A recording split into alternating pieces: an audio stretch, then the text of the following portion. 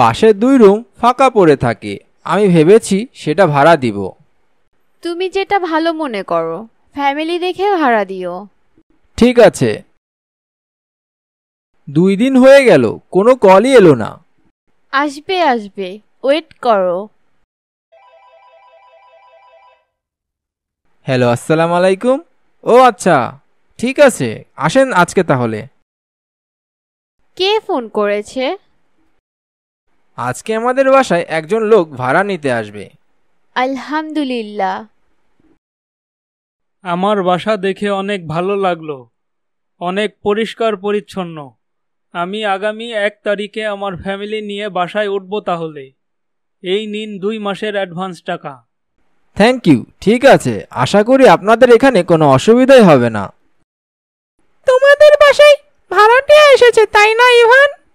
হ্যাঁ, জানো ভাইয়াজি আঙ্কেলের একটা ছেলে আছে। আমাদের সেম এজের। আশা করি আমরা নতুন বন্ধু পাবো। তাই? তাহলে তো অনেক ভালো হয়, আমাদের ক্রিকেট খেলার নতুন সঙ্গী পাবো। মজা হবে। চলো বাসার মধ্যে যাই। দেখছো, এই কার্টুনটা আমার অনেক প্রিয়। আমার না ডোরেমন কার্টুন বেশি ভালো লাগে। আমার শিনচান অনেক ভালো লাগে। টম এন্ড জেরি বেশি মজা লাগে, তাই না বলো? আচ্ছা ইয়ামিন, তুমি একটু বসো, আমি বাইরে থেকে আসছি। ঠিক আছে।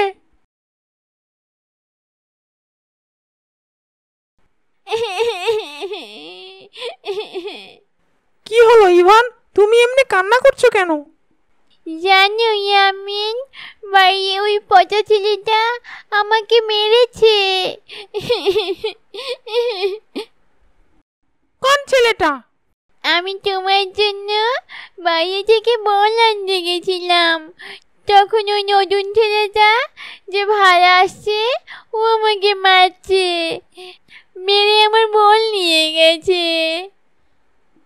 চলো তো, কত বড় সাহস ছেলেটার, আমার বন্ধুর গায়ে হাত দেয়। চলো ইয়ামিন, তুমি ওকে অনেক বকা দিয়ে দিবে, ঠিক আছে? এই ছেলে, এই তুমি আমার বন্ধুকে মারছো কেন? দাঁড়াও, তোমাকে দেখাচ্ছি মজা। কি হয়েছে বাবা, কান্না করছো কেন? না, ওরা আমাকে ডিস্টার্ব করছে। কি হয়েছে বাবারা, ওকে ডিস্টার্ব করছো কেন? আন্টি, ওনা আমার বন্ধু ইভানের বল নিয়ে গেছে আর ওকে মেরেছে। কি হলো ইভান বাবা, তোমরা কি করছো এখানে সবাই? দুঃখিত ভাবি, বাচ্চারা হয়তো নিজেদের মধ্যে ঝামেলা করেছে। রোহান, তুমি ইভানকে সরি বলো। সরি। ইভান, মন খারাপ করে না বাবা, ও তোমাকে সরি বলছে।